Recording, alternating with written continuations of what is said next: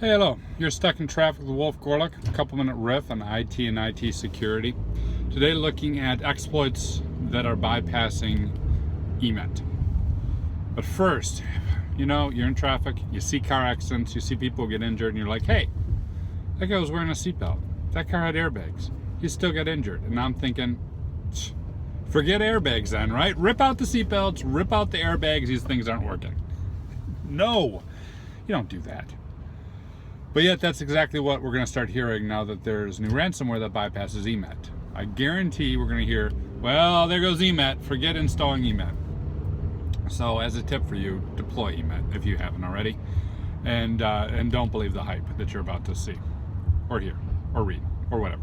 Anyways, point is, EMET, ransomware. Ransomware, the most prevalent platform for ransomware right now is Angler.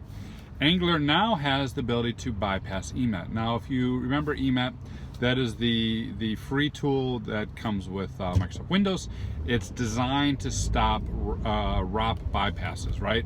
So the memory protections go in place. The memory protections mark certain areas of memory as non-executable, and it stops the bypasses that so many of these ransomwares and drive-by downloads take advantage of.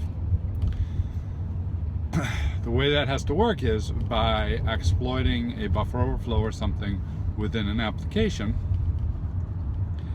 and then writing more into the memory and then executing that memory space. That is stopped by EMET, and that is still stopped by EMET, and this new exploit does not do that, which is why EMET still works.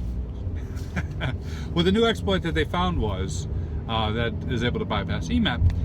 Takes advantage, it's in Angler, and it takes advantage of Flash and Silverlight. Specifically, it takes advantage of a flaw in the Flash OCX and the Silverlight core DLL.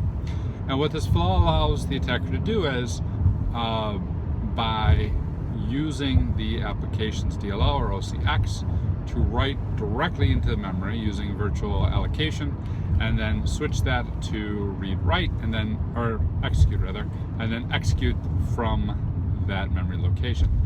That's not the same as a ROP bypass. It's not the same as overwriting the application and then doing it. That's saying, oh, look, you'll let me in? I'm gonna take advantage of you letting me in. We're friends. Why don't you run this for me? And Flash is like, sure, I'll run it for you. You seem like a good guy. They're like, thanks. And then the user gets a screen saying, please pay us Bitcoin. Ways to get around this new one is don't run Flash and don't run Silverlight. Not everyone can do that.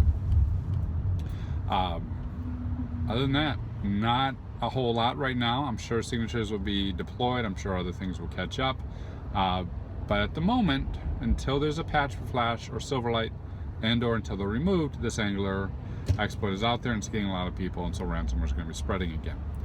EMET does not stop this because EMET is not meant to stop Flash OCX and Silverlight DLL from doing what it does. It's meant to stop applications that are running in that space from doing overwrites. So still deploy EMET. Watch for patches for Flash and Silverlight. Uninstall them if you can.